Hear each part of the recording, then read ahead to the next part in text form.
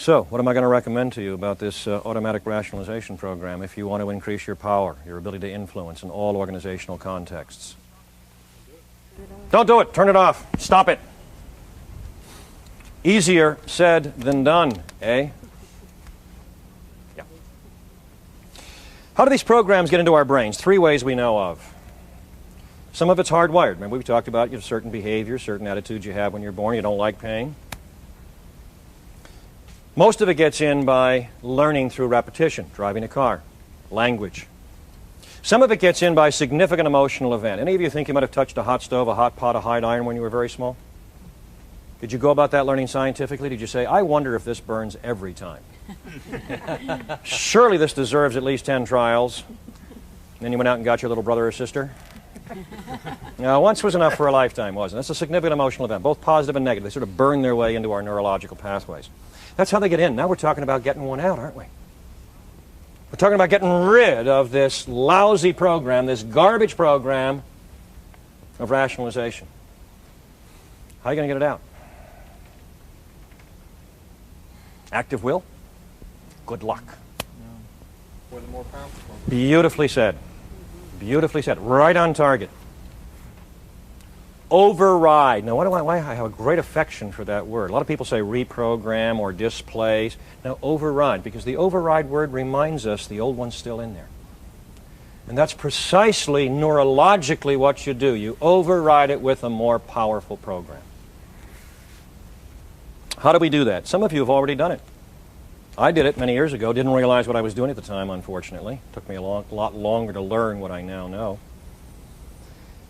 Most of you, in fact, all of you said you know how to drive a car. I assume most, if not all of you, learned to drive in this country. Of those of you who know how to drive a car and learned in this country, how many of you have ever driven in a country where they drive on the other, sometimes called wrong side of the road? Show of hands. Oh, talk about affluence of the group. Very good. You had a perfectly good program, but when you put it in a new context, it was dysfunctional, counterproductive, one might say, suicidal. Okay. It happened to me, again, about 20 years ago. I was giving a series of seminars in London for the first time. Flew overnight from Philadelphia to London. Got there early in the morning, a little tired, hadn't slept all that well on the plane. Went out and hired a car, but I was not naive. I had watched Basil Rathbone on The Late Show. I mean, I knew about these people who drove on the other side of the road. I was intellectually prepared for this. Started out on the M4 from Heathrow into London. Everything was fine until I encountered my first roundabout. Traffic circle, rotary. And what did my old program tell me to do? Go right, counterclockwise. I did. Oh, sympathetic group. Yeah, I thought it was pretty funny, too. Mm-hmm. I was immediately confronted by a huge lorry. For those of you unfamiliar with the English language, this is not a big woman. This is a truck. Fortunately for me, the driver of the truck was English, knew he was near Heathrow, and was on the lookout for American turkeys.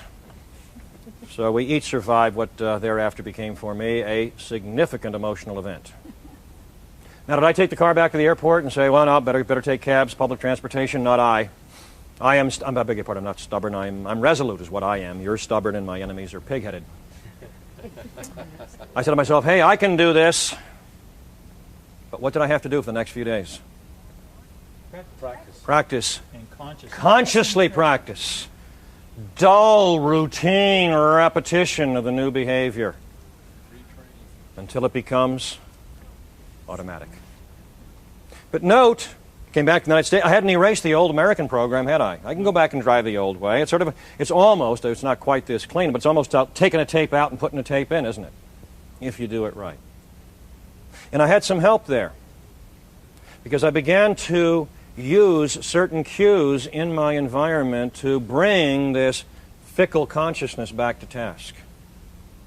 One of the problems I had early Saturday morning was there were no cars ahead of me. It was very light traffic, no cars ahead of me on the highway. What if the car in front of me had made a left into the traffic circle? What would I have said? Oh, I know that. And I would have imitated the behavior, but there was no car in front of me. But now what did I start to do in England? Watch the other cars. What I didn't realize 20 years ago is in that situation, I learned everything I need to know about installing any override program I want, be it a conceptual program, an affective, emotional program, or a behavioral program. But nor did the literature, the people in brain research have only in the last 15 years begun to understand what the requirements are for installing an override program. And they're quite simple. One, you have to acknowledge the dysfunctional program. You have to bring it up and say, hey, rationalization's not good for me. Two, you have to have a substitute program. That may seem very commonsensical, but that's not what we believed up till now. We believed there was something you wanted to change in yourself. You appealed to self-control, self-discipline, willpower. Well, most people report it doesn't work very well for them. Well, it probably doesn't work very well. Why? Because it isn't in tune with what we now understand as the structure of the human brain. But if you create an override, more powerful program, it'll start going there automatically, programmatically. So let's take this and apply it to rationalization. First, I have maintained rationalization is on the whole a bad program, dysfunctional with respect to power and influence. So, step number one, there it is, up to consciousness. You may not agree, but then go find one that you would agree with. Step two, an alternative program. Override program. I have one. Doesn't have to be yours, but it's an example. See, rationalization's a belief, isn't it? He's no good. She's impossible. So what I need is an alternative belief to come charging out of my subconsciousness into my consciousness whenever something happens out there in the world that I would ordinarily rationalize about. There's my alternative program.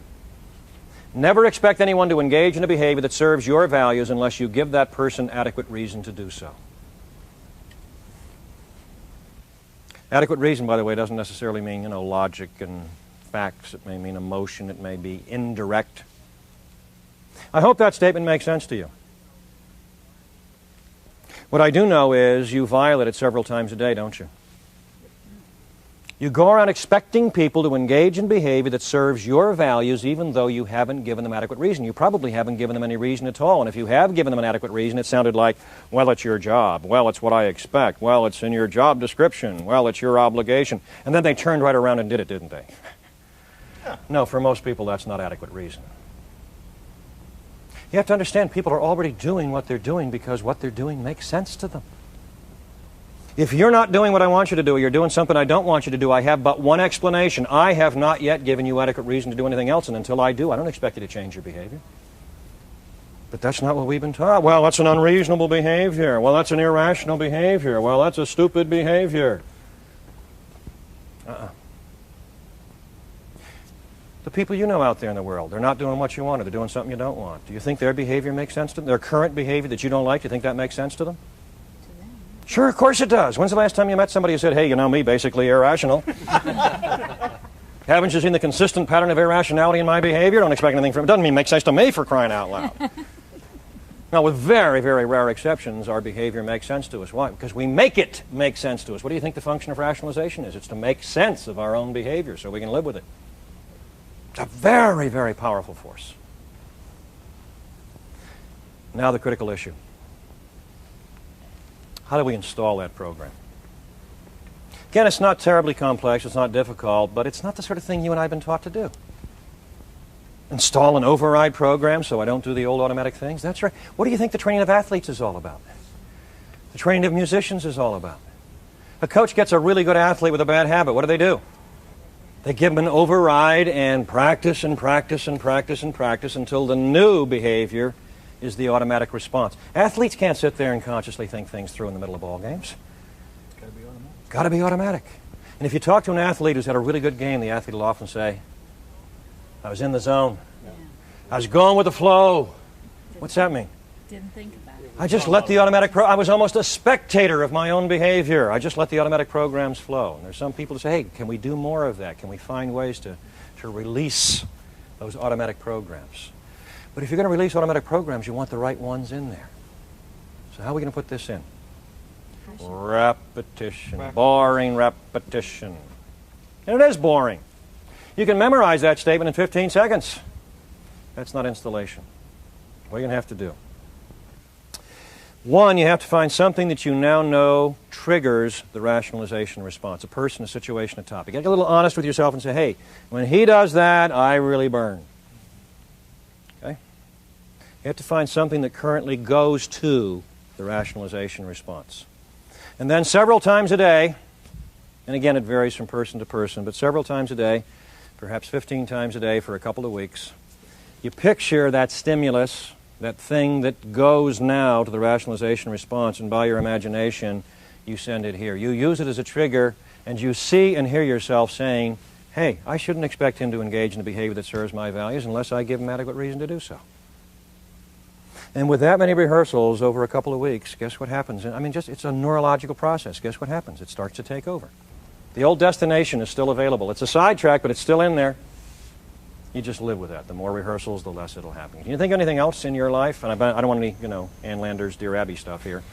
Think of anything else in your life that is an automatic program that might interfere with your power, your effectiveness, your influencing of people? Other programs besides? Rationalization's only one. I think envy. Envy's not bad. I like that one. In fact, I'm going to add that one to my list now. Along with blame and guilt, by the way, which are two more on the list. You come into the world blameless. You come into the world guiltless, and then what a whole bunch of people come along and say what? Your fault. It's your fault. How could you do that? Got to feel guilty. That serves their values, doesn't serve yours. But the big category that I'm concerned about, because I think, again, like rationalization, it has such devastating effects on our power and influence, is fear.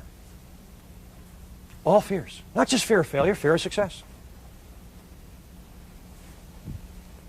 Fear of rejection, fear of disapproval, fear of authority, fear of loss of job, fear of death and dying. This is a little controversial, but I'm pretty much convinced, it doesn't matter too much, but I'm pretty much convinced we come into the world fearless. Absolutely, virtually fearless. Now some people say, no, there's a fear of falling, there's a fear of heights, and that's a little controversial, but outside of that, pretty much people are agreed. Infants don't fear anything. And then again, a whole bunch of people come along and say, gee, it'd be awfully good if Don felt fear under the following circumstances. And I say to people, how would you like to be fearless? I say, what, fearless? Oh, I wouldn't want to be fearless. Why do they say that? What's the rationale or rationalization that says, oh, I don't want to be fearless? What do you think might happen to you? Pardon? They think it'll protect them. Yeah, fear is a protective mechanism. That's one of the games we play. What I can tell you is what you already know. Fear is uncomfortable. It's also not very reliable because it can lead to panic or paralysis, but what I'll tell you absolutely is it's unnecessary. It's unnecessary as a protective device in our psychological makeup. But that's been the justification for it, isn't it, huh? How do I know that? Let's take some other fears that are garden variety. Rats and bats and snakes and spiders. Think we could find somebody in this location, on this location, with the fear, the physiological fear response to snakes? Big 6-footer comes slithering in here. For all of your macho exterior, I bet we could measure some stomach fluids. Where's that come from? Put a snake in a crib with an infant, it won't be afraid of it. It'll treat it like any other object in the environment. It has no fear of snakes. Where's it come from? How do you get that fear response to snakes? Do you have any idea where most of your emotional repertoire comes from? Other people tell you it's fear. They not only tell you, they do it much more powerfully. Demonstrate. Yeah. They demonstrate You got to fear. kill that snake. The first time I should say, you saw a snake in the presence of a relevant adult, they exhibited fear. And by imitation, you adopted the fear response to that. I mean, kids are incredible emotional mimics. Absolutely. And you say, well, gee, isn't just about everybody afraid of snakes? Snake handlers aren't. But I can give you an even better example. Talk to somebody who was born and raised in an environment that in fact has poisonous, dangerous snakes. You might say they have a right to be afraid of snakes. I mean, they really have them around them. Guess what you'll discover? They have no fear of snakes. Why? Because their parents didn't give it to them. Why? Because their parents don't have it. Why? Because it is dysfunctional to be afraid of something that is both dangerous and common in your environment. You'll be afraid all the time. Yeah. So they don't grow up with fear of snakes. What object in your environment has the highest probability of killing or maiming you? Car. You afraid of cars? How about your teenage children? Are they afraid of cars? Afraid they won't get one. You don't make people afraid of something that is dangerous and common in the environment. Otherwise, they'll be afraid all the time.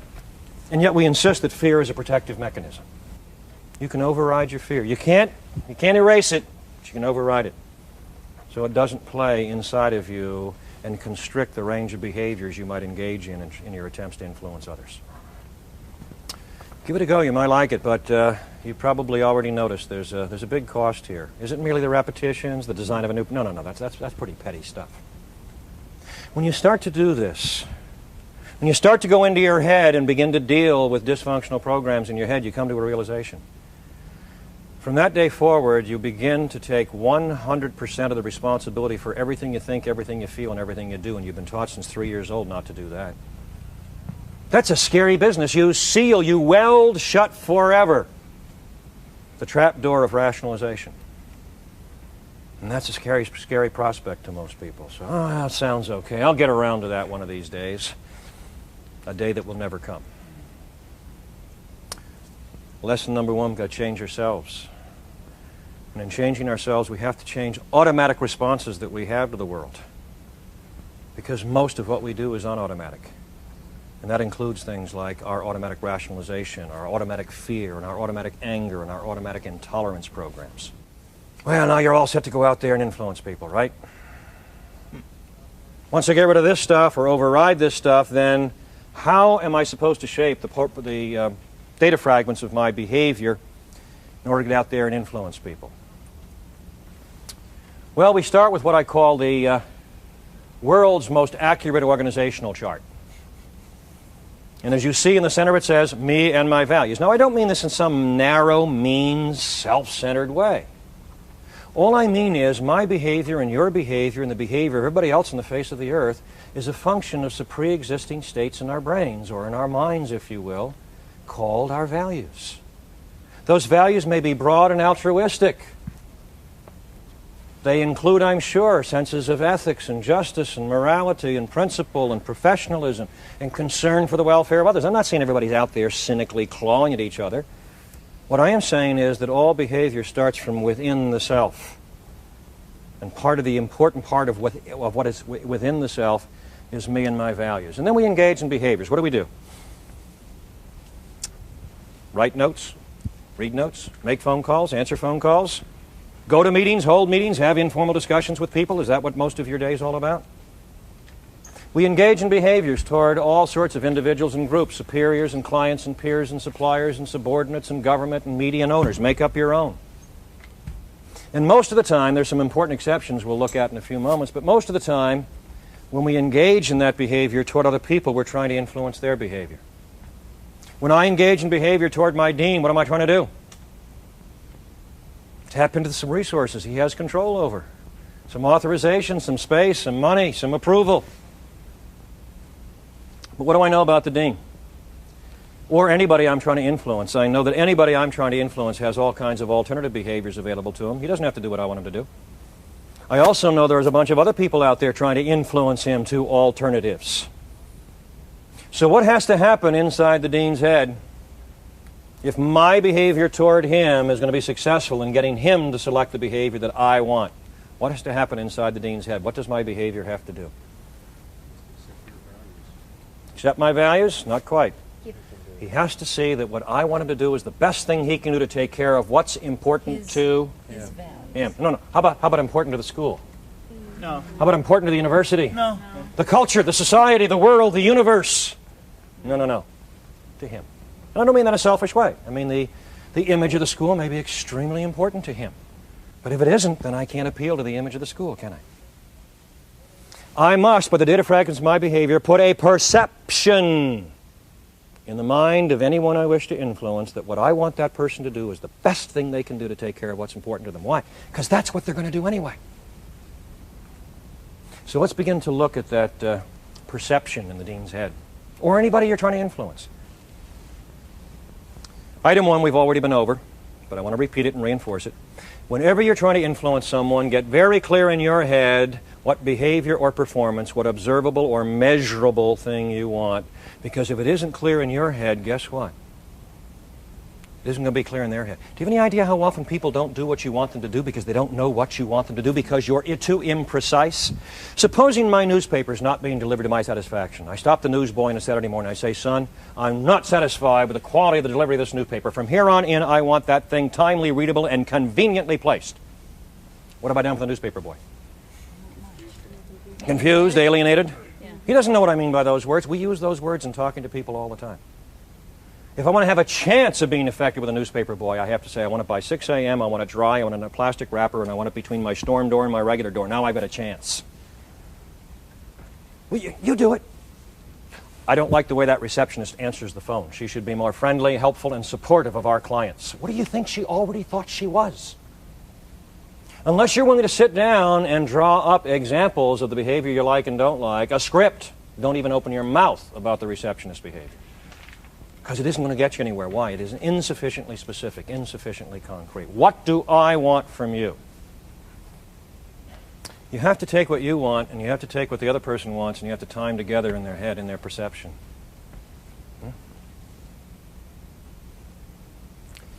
We sort of sense this, don't we? Oh, yeah. Values, needs, drive behavior. And then we make several errors. One is we try to surround ourselves with the people who have the proper values. A little awkward to do, isn't it, huh? You ever gone to your boss and say, hey, boss, I've been watching the patterns of your behavior, boss, and frankly, you got some value gaps. I thought about remediation, but I think replacement's about the only appropriate outcome here. Wouldn't you agree? You ever tried that with your boss? It's in a new book I'm putting out called Things You Can Say Once. What else do we do? Well, I'll change the people's values around me. We'll build an organizational culture here. Is that okay with you, Don? We'll identify a series of values, and we will inculcate those values into the minds of the people in the organization, and then we will be of a single mind, and we'll all have the same values, and we will harmonize and synthesize. What did I say about the acquisition of intrinsic values? It's all done by the time you're 7 years old, and yet we have the arrogance to believe that we can take 20, 30, 40, 50-year-old people, send out a few organizational data fragments, and alter their value system. No. But the third error is by far the most common and the most frustrating, and you all do it. I do it too, but at least I understand when I do it, I think, and don't do it as much as I used to. Values drive behavior. Let's see. You know what I'm going to do for you people? I'm going to serve your values, and then you'll serve mine by the behavior I want. You ever tried that one? Do you understand the fatal flaw in that way of thinking? It's so tempting. I'll serve your values, I'll be nice, I'll use up my chits in the defense of my people, and then they will give me more behavior and performance. Do you understand the flaw in that way of thinking? Well, let's show you the institutionalization of that flaw. However, does money motivate? Temporarily. The rest of you are non-committal on this subject? Yes, it does me temporarily. It does, yes. Average. Oh, yeah, average, no. Real firm conviction there, right? It's a bad question. It's a nonsense question. It's a category error in logic. It's putting two things together that don't go together. Does money motivate? How about Tuesday? Purple? Glass of water, an orange, a sunset. Those are equally sensible or nonsensical questions because that's not the issue. Let me ask you a different question. Do most people, however differentially, place some instrumental value on money? Yeah. Answer is yes. Oh, that was easier, wasn't it? Does money motivate? That depends. Not only on the amount of money and how much the person wants it. That's not the issue I'm pointing to. Whether or not money motivates depends on how the money is perceived relative to the desired behavior. How are most people paid in this country? What's it called? Hourly wage. Wage and Salary. salary. Most people in this country are paid wages and salaries. They value the money they get in the wage and salary. I assume most of you are in that system. We give people wages, salaries, fringe benefits, and working conditions. We dump value satisfaction all over them. We back up and say, appreciate little behavior. And what often happens? We don't get it, do we? Any of you have any hourly employees? What are the minimum conditions necessary for an hourly employee to have access to an hour's wage? Probably showing up. Showing up? Not quite. They have to be perceived to have shown up. They have to be in the payroll and an hour has to go by. That's about it. But you do that, don't you? You dump value satisfaction on people, and then you step back and hope they'll give you some behavior. Why should they? Because it's the right thing to do. If you give them the Protestant work ethic lecturette, will they straighten their behavior right out? Oh, fair day's pay, fair day's work. Will they do it out of gratitude? No. You've served their values, they will now serve your values. Gratitude is the shallowest and shortest lived of human emotions. The last time I checked the research literature, eternal gratitude was going about 3.2 days. Anything short of eternal, you're in real trouble. And we get all frustrated and say, but I pay them. It's their job. For many people, their job is to show up no later than 9, leave no earlier than 4, and everything in between's extra. Why? Because they've learned they can do that. And then we blame them because they're good at tapping into the resources of the organization. If I had $100,000, would you like it conditionally or unconditionally? Do you need a couple days on this? No, you want it unconditionally so you can use your time, energy, and behavior to go serve other values, right? People have been pushing for unconditional or weakly conditional value satisfaction as long as people have been on the face of the earth, and we've been cooperating and wonder why we can't influence them. What do I have to do if I want to be really effective? I have to take what I want, what they want, and tie it together in a perceived relationship in their head. And keep in mind these perceptions. They're personal, fragile, subjective, idiosyncratic, arbitrary, and infinitely malleable states in people's heads. They're little neurological things running around in Sid's head there. That's what they are. That's what they are in my head. Perception, perception, perception. Subjective, fragile states inside people's heads. Behavior is a function of values mediated by the perceived relationship of the behavior back to the values. That little frame explains every instance of human influence that has ever occurred on the face of the earth. Ever could occur on the face of the earth. I must form a neurological connection in your brain between what I want you to do and your sense of values. What is marketing? What is advertising? What is politics? What is religion? What is parenting? What is spousing? What is negotiation? What is conflict resolution? That's what it is. Putting out data fragments so that people will put a perceived relationship in their head. Now let me try to drive home this notion of perception for a moment with another film clip from the same film, Charade. The scene is the funeral parlor where Audrey Hepburn's husband, who was recently killed, is laid out. Okay? And two people who were apparently his cohorts in crime at an earlier time come into the funeral area. And they want no mistake that this guy is dead because they know how fragile perceptions are and how perceptions can be manipulated. Again, they were sensitive to all the ways in which perception can go wrong. So one puts a mirror under his nose to see if there's any breath, and the other one sticks a pin into him to see if there's any reaction. Perceptions.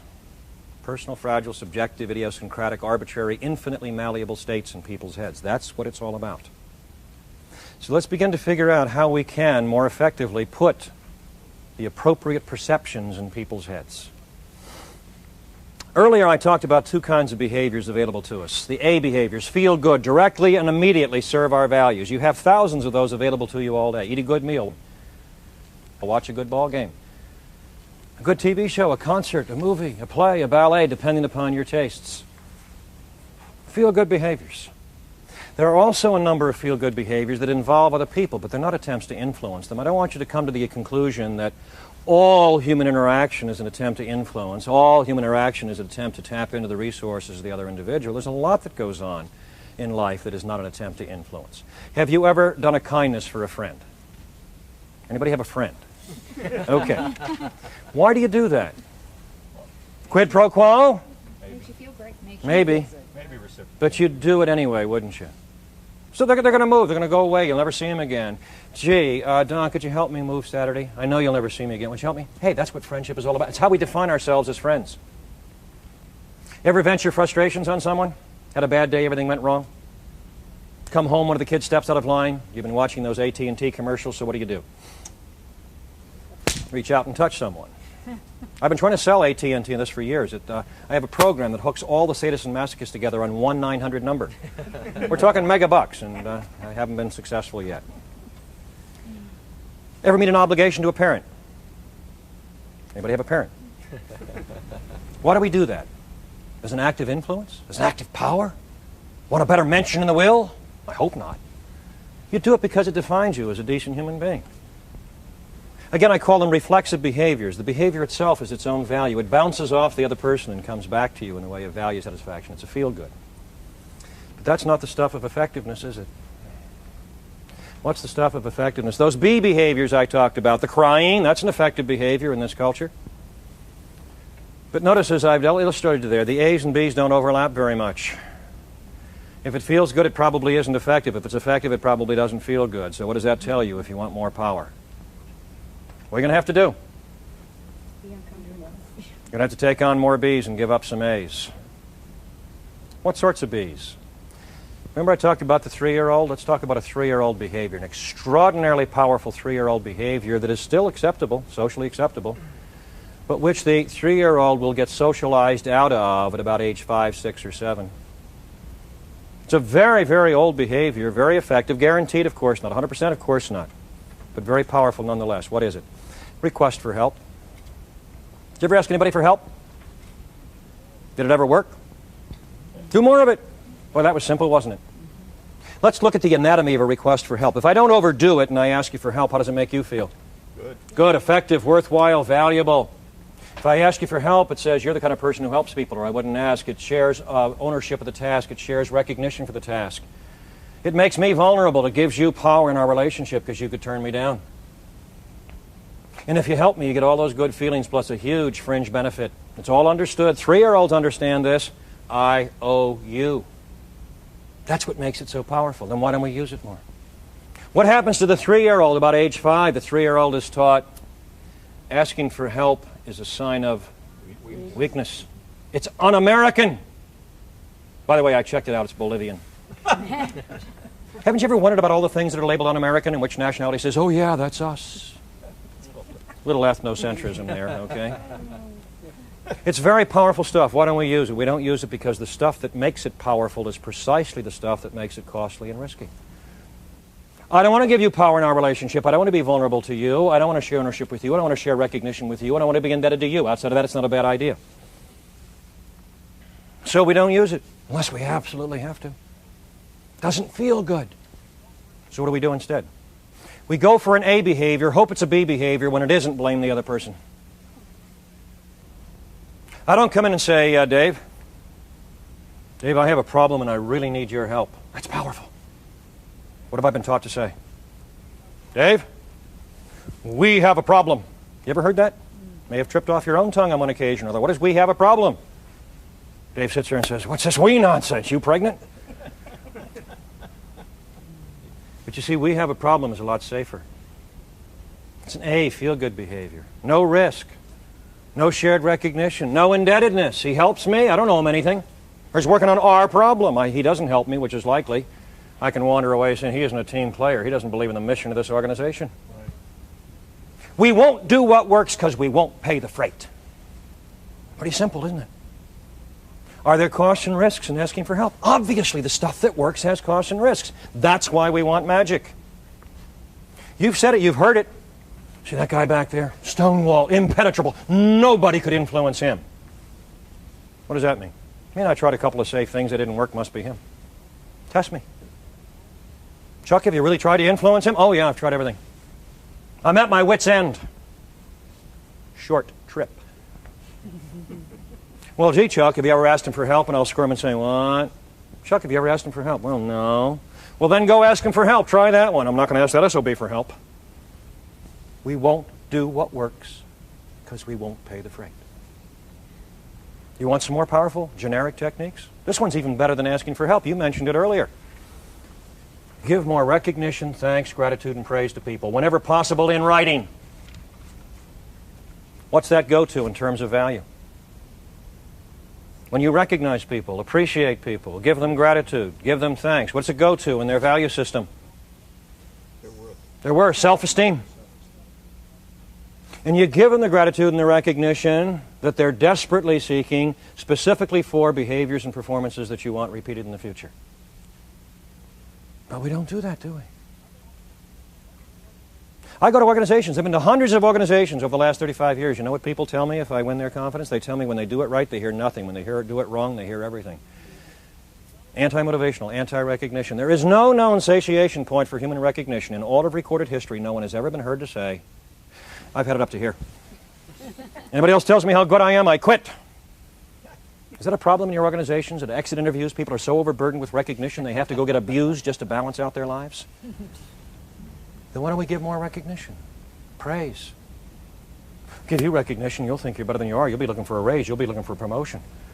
Give you recognition, people think you're the one responsible for the success of my department. I don't get any recognition. Why should you? You give too much recognition, you cheapen the currency. We have 100 reasons for not being effective, don't we? Of course there are costs and risks associated with recognition. Do you want power or don't you? And must the recognition be sincere? Oops. Must be perceived as sincere. Now, I'm not telling you to lie to people. What I'm telling you is the other side of that. Don't assume that because you are sincere, it will be perceived as sincere. Remember these data fragments? Right. You've got to be creative about recognition or it gets dull, it gets flat. Close to magic. Once a week, 10, 15 minutes, maybe on a Friday afternoon, dash off 2 or 3 short notes of recognition, praise, approval, thanks, gratitude to people who've engaged in behavior or produced performances you'd like to see repeated in the future, and watch your power grow. You cannot believe how powerful that is. Some people will take those notes, they'll fold them up, they'll put them in their wallets and carry them with them until they die because it's so rare. And why a note? Physical object. Hey, you took extra time and energy to write a note. It wasn't just a thank you in the hall sit, it was a note. And they can look at it again, they can show it to other people. Oh, I don't have time for that. Then you don't have time for power. This is not frosting on the cake, this is bedrock stuff. Give you another one you already know. What's the easiest way in the world to get your boss to enthusiastically endorse and help implement one of your ideas? Make it his. Make it his idea. That's a good one, but of course, bosses sometimes resist ownership till they're sure it's going to work. Oh, yeah. So I have an intermediate strategy for you. Take responsibility. Make it absolutely clear that if the idea does work, the boss gets all the credit, all the glory, and if it fails, you get all the blame. It's going to happen that way anyway. Nothing magnanimous about offering the inevitable. But what's your initial and cultivated reaction? That's not fair. It's a good idea, it's good for the organization, it should be implemented and I should get credit for it. You want too much. If I want something from the dean, remember, he has to perceive that giving that resource to me is the best thing he can do to take care of what's important to him. Are you willing to pay the freight or not?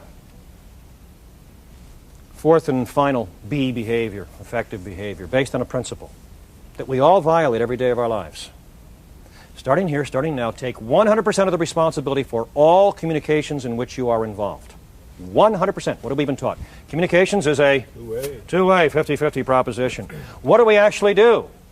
Most of us, most of the time, take zero responsibility for our communications. Let me show you how. Behavior, data fragments. I'm trying to communicate to you. I get feedback by what you say or body language or whatever that the message is not getting through. What's my instant hypothesis put in my head by the culture? Why is the message not getting through? You're not listening. Oh, no, that's not what I meant. Oh, that's a misinterpretation. Oh, you didn't understand. I will either think it and it will leak out in the subtleties of my behavior, or I'll say something like that. What happens to the filters in your head, huh? They all shut down. If I want to be powerful, if I want to be effective in influencing you, and I see there's been a breakdown in communication, what do I have to say? You have to say, I'll take responsibility. I don't think I said that very well. That's probably not very clear. Let me try that again. That's right.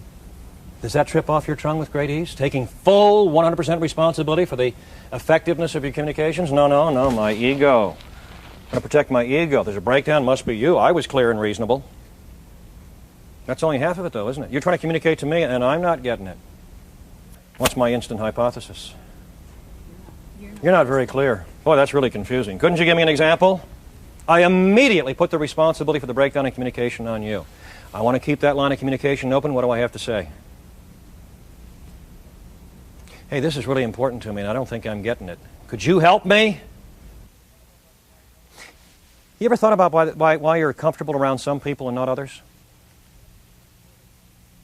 Chances are very good, in your company, those people don't put trips on you. There's a breakdown in communication, it's okay, and they'll take responsibility, and you feel comfortable around those people. You're open to their influence. So you want effectiveness, huh? then you've got to alter the patterns of your behavior in the directions I've just suggested. And you've got to look for more B behaviors, and that's where we're going now. But before we get there, worst news of the day. You not only have to take on more of those uncomfortable, costly, and risky B behaviors, you also have to, remember what I said? Give up some A's. Any old A's? Oh, no, no, no.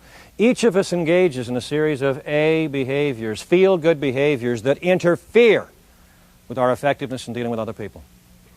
Everybody does. We all play little games and we don't notice. Why? Because we're having such a good time. How many of you go to meetings? May I assume they're too infrequent, too short, and highly productive? Got it wrong again, eh? Too many, too long, and not productive enough. Why? Because meetings tend to be jammed with A behaviors, feel-good behaviors, often on the part of the person who chairs the meeting, that interfere with effectiveness. And you're very sensitive to them when they're done to you. The pontificating, the posturing, the monologues in the presence of captive audiences, the soliloquies, the king of the hill, the Arthur in a court, the lord of the manor, the crystal through whom all messages must pass. You haven't seen that behavior? I bet you have. Have you also noticed that the meetings you chair are qualitatively superior to the ones you attend? Am I getting through to you? We engage in precisely the same behaviors at our meetings that turn us off when we go to other people's meetings and we never notice. Why? Because we're having such a good time.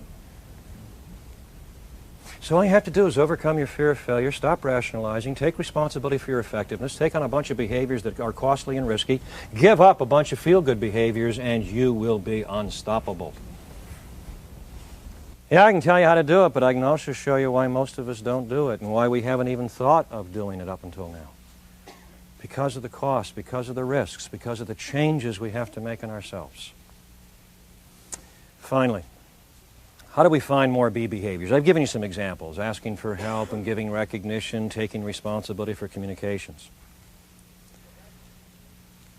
We go back to the basic design. Behavior is a function of values mediated by the perceived relationship of the behavior back to the values.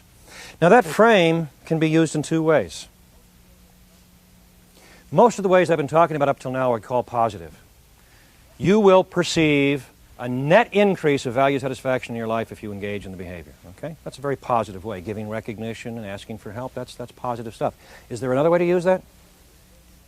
Can I also influence your behavior by having you perceive that if you fail to engage in the behavior I want, you will experience a net decrease of value satisfaction in your life? Fear, intimidation, coercion. Oh yeah. We have enough historical precedents to know that those sorts of things work. Indeed, when you first cried, what you were doing was threatening your parents' value, not just of peace and quiet, your parents' value of self-esteem. A good parent responds to the crying child. That's why the parents came. But I'll strongly urge you not to use, or more accurately, not to be perceived to be using the negative approach to human influence unless it's absolutely necessary. Now, there's a whole series of moral issues about negative influence, but I'm not going to raise those here. That's a different forum. Both the positive and negative approaches to human influence can be used morally and immorally, effectively and ineffectively. There's a pragmatic issue here. If I use the negative approach to human influence to get you to do something I want you to do, how does it make you feel? You indifferent to that? No, you're not. Yeah. Because what am I doing? I'm assaulting your self-esteem and your sense of autonomy, your sense of control over your own world. I'm telling you I'm going to make you do something you don't want to do. Parents often do that with kids, by the way, just for the sake of doing it. I'm making you choose between two disagreeable alternatives. I'm making you cut your losses. Nobody wants to do that. And by the time you're 3 or 4 years old, you figure out how to deal with that. A, you try and get out from under the influence. If somebody succeeds in getting out from under the influence, you're not going to get what you want. But even if you don't succeed, you've lost some of their time, energy, and resource and made them angry, bitter people. 2, how much of the behavior you want are you going to get from somebody by using the negative approach? The minimum. The minimum they calculate they can get away with. Why? They're doing it reluctantly. They're doing it kicking and screaming. 3, and most important of all, because you have assaulted 2 fundamental values in their lives, a sense of self-esteem and a sense of autonomy, they want to reclaim that sense of self-esteem. They want to reclaim that sense of autonomy. And what might they do? They won't get angry. They'll get even. When you're perceived to be using the negative approach, you run the risk of creating an enemy. An enemy is someone who derives value satisfaction from depriving you of value satisfaction. Enemies have very long memories and inordinate creativity. Some people are proud of their enemies. That sounds stupid to me. That means there's somebody out there lying in wait, waiting to stick it to you if they can do it with low enough cost and low enough risk to themselves. Try to remember, if someone can engage in a behavior to serve your values, they can engage in a behavior to threaten your values, and you don't want to give them a reason to do so. So I'm going to finally outline what I think of as the positive approach. This is an equation of human information processing. This is what I think goes on in your head, in my head, and everybody else's head whenever there is an attempt at influence. And it's a little list of criteria. Whenever you or I or anyone else tries to influence someone, the first issue that we should address is the capability of the person to do it. And that has three subparts to it. One, do they know what the behavior is? We're back to that issue of being very clear in your head, so it's clear in their head. Two, do they have the competence, the knowledge, the skill, the time, the resource to engage in the behavior? And three, do they have the self-confidence to engage in the behavior? Sometimes people are quite competent, but they're not very self-confident, and they fear failure. So they know what it is, they can do it, but they don't do it. Why? Because, again, they are fearful that they will fail. If any of those conditions under capability is lacking, you're not going to get the behavior. And that means you either have to supply the capability or ask them to do something else or team them up with somebody else or do it yourself or whatever. But if the capability condition isn't satisfied, you go nowhere. But really, in the next four conditions is where most of our leverage is, and you'll note that they're all perceptions. If I'm to influence you in a positive way, you have to perceive some potential value satisfaction for you in doing it. Do you sometimes have to ask people to do something dirty, grubby, inconvenient, costly, risky? Sure, we do all the time. Under what conditions are they likely to do it? Positive conditions. When would you do it for somebody? What would be the characteristic of that person or your relationship to that person that you would be willing to do something dirty, grubby, inconvenient, costly, and risky? Somebody you care about. Somebody you like. Somebody you respect. Somebody you owe. Somebody you'd like to have owe you. Somebody from whom you expect recognition or praise or thanks or gratitude or indebtedness. Someone from whom you expect an acknowledgement of achievement or success. Someone who puts a little fun into it. That's what you have to be more conscious to do. What's the difference between effective leadership and ineffective management? People are willing to do things because they perceive there is a positive value benefit to them at the end of the line. And other people don't put it out there so. Oh, you should do it because it's your job. You should do it because we're all in this together. No, we're not. We should do this because we all believe in the same thing. No, we don't. And then we sit there and throw up our hands and turn out one more mission statement in the hope that that's going to motivate somebody to do something. I have to put potential value in your head for doing what I want you to do. Then we come to condition 3, which is really, it's nice that it's 3. It's the anchor to human influence as far as I'm concerned on the positive side. I call it in somewhat academese perception of the probability of value satisfaction. What does that mean? I can offer you enormous value satisfaction. What do you also have to believe? That I can and will deliver that value satisfaction if you engage in the behavior. We can take condition 3 and put one word around it. It isn't totally adequate, but it's close. Trust. People will do things for people they trust they won't do for anyone else. Trust is enormously powerful and equally fragile. Trust is like Humpty Dumpty. Once broken, very difficult to put back together again. What does that mean? It means every day of your life you send out data fragments to those whom you wish to influence, making it absolutely clear that if you say it, it happens. You promise, you deliver. If for any reason you can't deliver beyond your control, you offer, in fact, you give, you insist upon delivering twice as much of a compensatory value satisfaction. Those people love you and will deal with you the rest of their lives. To show you again how important trust is, we'll take a final set of excerpts from Charade, because when I reviewed this movie, I couldn't believe how often the word trust and the concept trust was used. And again, here's poor Audrey Hepburn trying to figure out who to trust. So let's take a look at those excerpts, and you'll see, I think there are 5 or 6 of them. Bing, bing, bing, bing, bing. Trust, trust, trust, trust, trust. It's a big issue in our lives. We live in a world of fragile trust. The more trust you can build in the minds of those you wish to influence, the more powerful you are. It sounds like a fudgy thing, but it's not.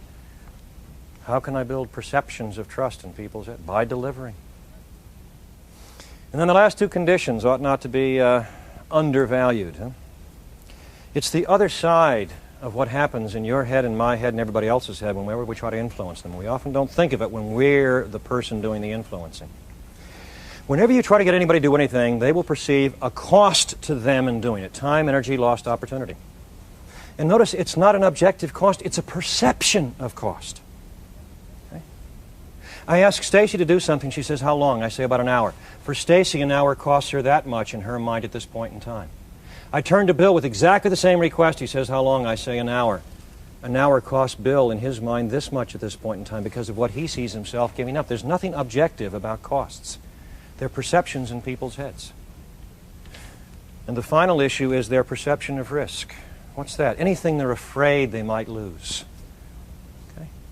What are the common risks people have in their heads? Well, you know, if I do it this time, will he ask me to do it again? Will I look like a goat? What will my friends think? Am I getting in over my head? Some people worry terribly about that. Some people don't worry much about it at all. You have to deal with the state inside their heads. Can you always reduce someone's perception of cost and risk? Sure, take it on yourself. But it doesn't even occur to us to do that. Why? Well, I shouldn't have to do that. I have on a couple occasions guaranteed proposal budgets out of my own pocket at the University of Pennsylvania when the dean says, I'm afraid this will go over budget. I say, if it does, I'll pay for it out of my own pocket. What's he say? Fine. I've taken him off the hook, taken the risk away from him, put it on myself. What do I make awfully sure of? We don't go over budget. People say, I shouldn't have to do that. It's a really good idea. It deserves endorsement. Do you want power or don't you? If you want it, you're willing to take the risks. You're willing to pay the freight. It's not mysterious. People do what they do to take care of what's important to them. What's important to them is not mysterious. But you have to be willing to pay the freight.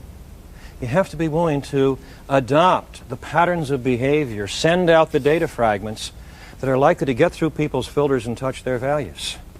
And that means doing things that work but aren't necessarily feel-goods.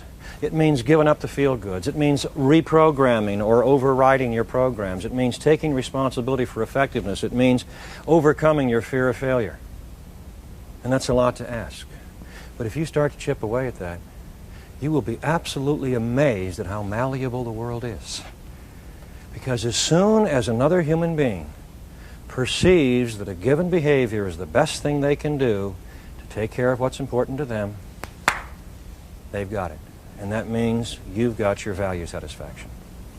So give it a go. You'll have a few successes, and maybe that'll give you enough motivation to keep at it. Thank you very much.